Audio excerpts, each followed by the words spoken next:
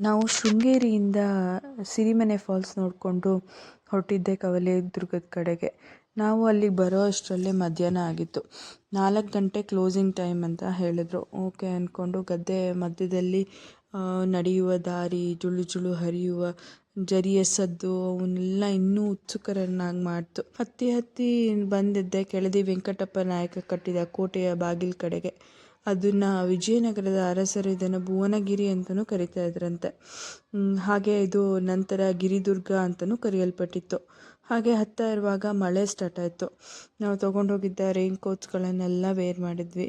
ಇನ್ನೂ 1 hour truck ಇದೆ ಅಂತ ಹೇಳಿದ್ರು. ಆ ಮಳೆಯಲ್ಲೇ ಹತ್ತಾ ಹೋದ್ವಿ.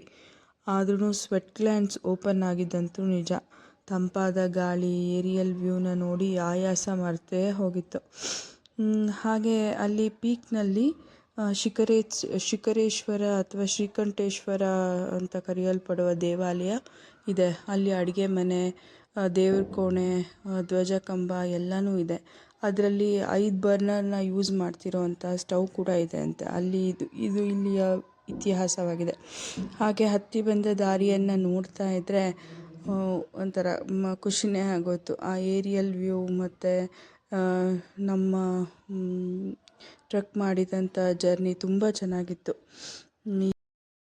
ಇಳಿದು ಬರುವಾಗ ಗದ್ದೆ ಮಧ್ಯದಲ್ಲೇ ಸಿಗುವ ಮಾನ್ಸೂನ್ ಕ್ರೇವಿಂಗ್ ಮ್ಯಾಗಿಯನ್ನು ತಿನ್ನೋದು ಮಾತ್ರ ಮರಿಬೇಡಿ.